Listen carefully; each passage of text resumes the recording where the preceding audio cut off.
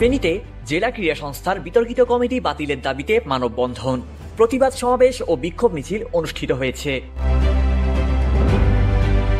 ডিসির প্রস্তাব উপেক্ষা করে ফেনী জেলা ক্রীড়া সংস্থার বিতর্কিত কমিটি বাতিলের দাবিতে মানববন্ধন, প্রতিবাদ সমাবেশ ও বিক্ষোভ মিছিল করেছে জেলার সম্মিলিত খেলোয়াড় ও ক্রীড়া সংগঠক ও বিভিন্ন একাডেমির খেলোয়াড়রা।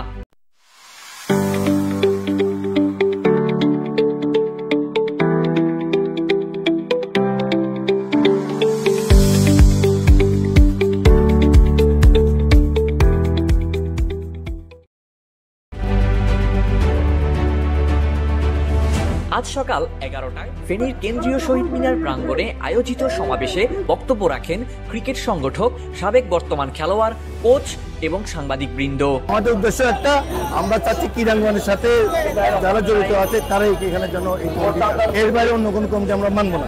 সংগঠক, খেলোয়াড়, রেফারি, আম্পায়ারদের মাঝ থেকে নির্বাচিত সকলের সাথে আলোচনার ভিত্তিতে নির্বাচিত যে আয়োজক কমিটিকে প্রস্তাব করেছিল তাকে অবিলম্বে পুনর্বহাল করা হবে। আমাদের সংস্কারের প্রয়োজন, কিন্তু ওরা ওই ধরনের কোনো দায়িত্ব নিচ্ছে না। তাই আমরা চাইলে এই কমিটি থাকুক, এই কমিটি বাতিল করতে চাই এবং নতুন কমিটি দিতে যাচ্ছি আমরা। এ সময় মানববন্ধনে বক্তারা বলেন, আগামী ৪৮ ঘন্টার মধ্যে জেলা ক্রীড়া সংস্থার অবৈধ কমিটি বাতিলের হুঁশিয়ারি দেন এবং আগামী এক সপ্তাহের কর্মসূচি ঘোষণা করেন।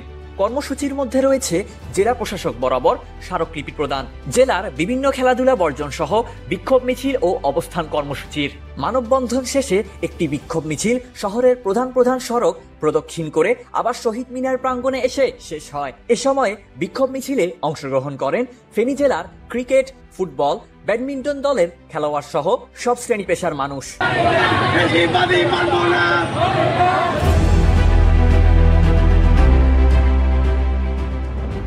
নিউজ ডেস্ক, জনতার কণ্ঠ।